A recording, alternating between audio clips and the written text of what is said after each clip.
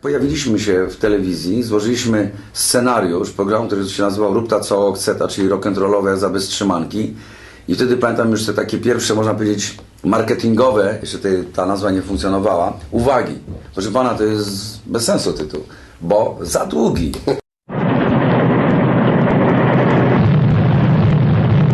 I bum, bum, bum, bum. Cześć, witam was w rock'n'rollowej jazdzie bez trzymanki. Jerzy Owsiak. Jestem biały.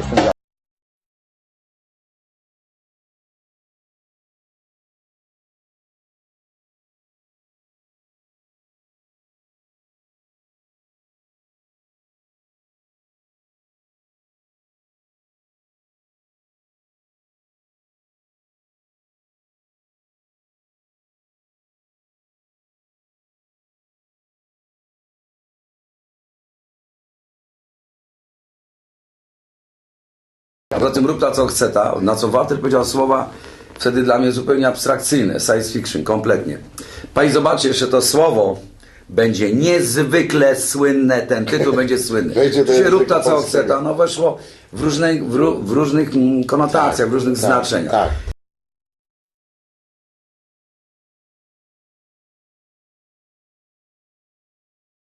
You know, Crowley said he was in favor of finding your own self and do what thou wilt shall be the whole of the law under love. It was a very powerful statement. I'm sorry he isn't around now to appreciate the glories that he started. I rusza program, na którym scenariusz jest na pół strony. Jestem w pomieszczeniu, obok są jeszcze dwa inne ludzie, wchodzą i wychodzą, przeszkadzają mi zrobić program, a ja chcę koniecznie zrobić program. Przy okazji robię spotkania ze znanymi muzykami, puszczamy ich teledyski.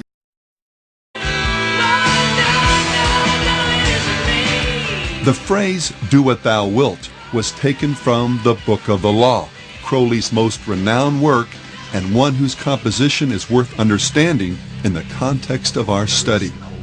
While visiting Egypt in 1904, Crowley's first wife, Rose, began going into spontaneous trances, muttering things like, "They are waiting for you," and "He who was waiting was Horus."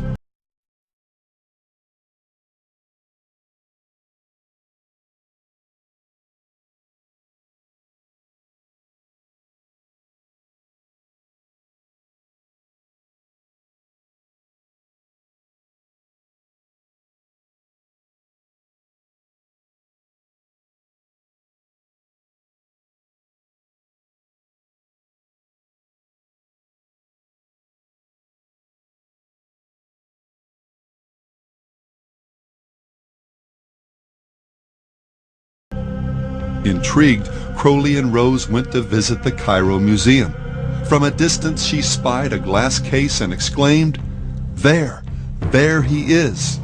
Upon inspection, the case did contain an image of Horus painted on a wooden stele. But what particularly stunned Crowley was its exhibit number, 666, his number, the number of the beast. Convinced now that something supernatural was happening, Crowley went back to his hotel and performed a ritual, summoning this higher power. Over 3 successive days, beginning on April 8th, the book was channeled through Crowley while in a trance. And the content of this revelation? "I am the snake that giveth knowledge," the Spirit said. "To worship me take wine and strange drugs, whereof I will tell my prophet." Falling on precisely the wrong side of the Bible's account concerning the fall of man and Satan's role, this snake spirit begins the revelation by telling man that he is a god, that reality is essentially an illusion, sin a myth, and that ethically there's no greater commandment than the law of Thelema, Greek for will, as famously stated in the 40th verse of chapter 1. Do what thou wilt shall be the whole of the law. We do what we want to do when we want to do it.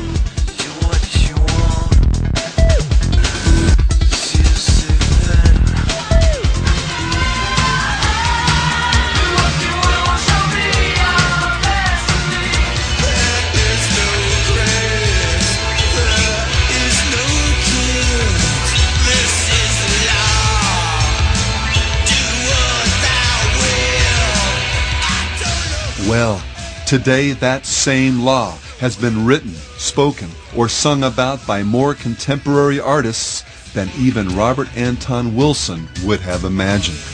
John Lennon, Jim Morrison, the Black Crowes' Chris Robinson, and Marilyn Manson have all trotted it out in one form or another as words to live by. Harry Smith inserted it into the original handbook that came with his renowned Anthology of American Folk Music. It shows up in songs by Mudvayne,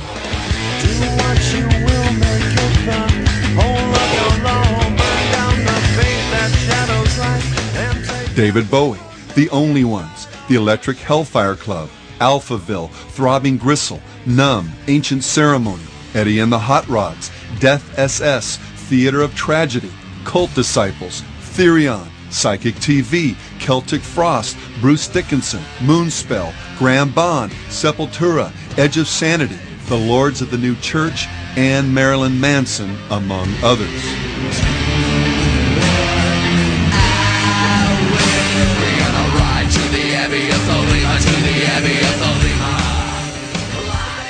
The band 311 not only uses Crowley's Law as a lyric,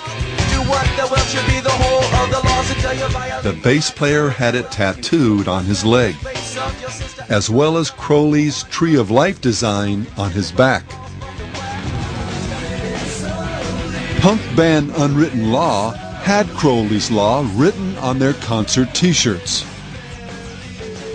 I'm closer to the golden dawn, immersed in Crowley's uniform of imagery.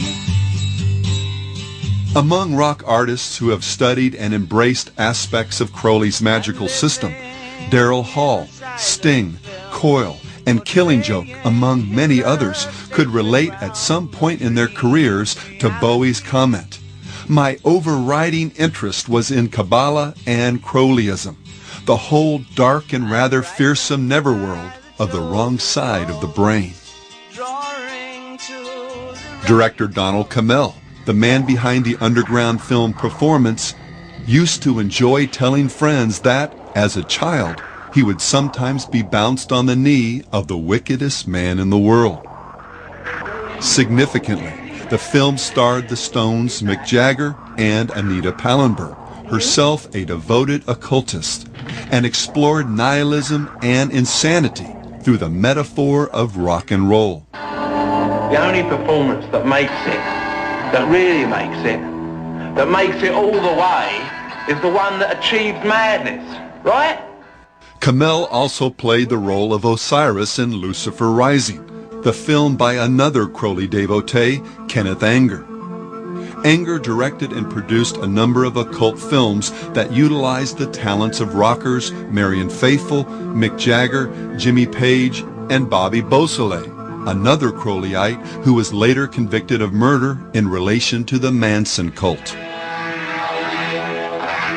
And Led Zeppelin's Jimmy Page's fascination with the great beast is so notorious, it rates its own link on a website dedicated to Crowleyana. From studying magic as an adolescent, purchasing Crowley's old house, buying an occult bookstore and naming it after a periodical Crowley published, inscribing Do What Thou Wilt onto the runoff vinyl for the first pressing of Led Zeppelin III, even acting out rituals on stage that look an awful lot like those described by the Beast in his, quote, instructions to his magical order. Page meant it when he said, "I've employed his system in my own day-to-day life."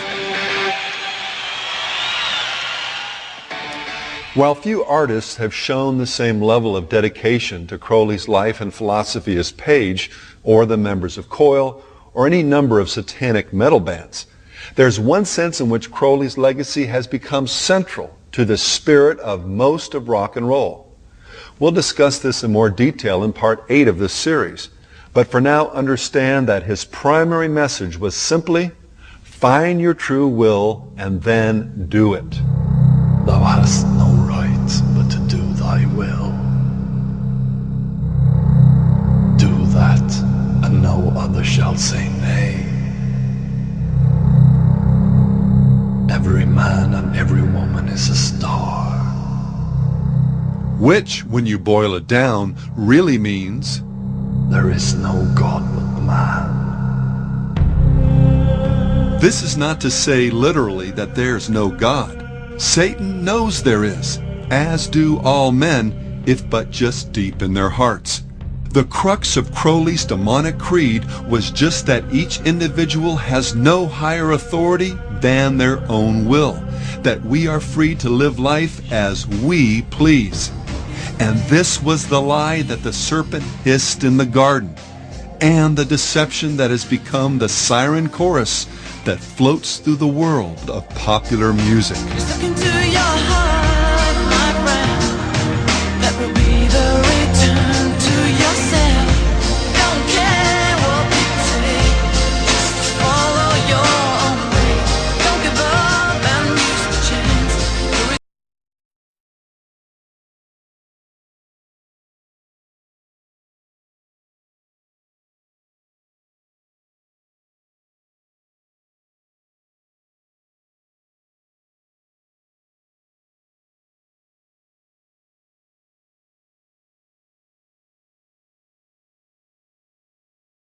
I bum, bum, bum, bum.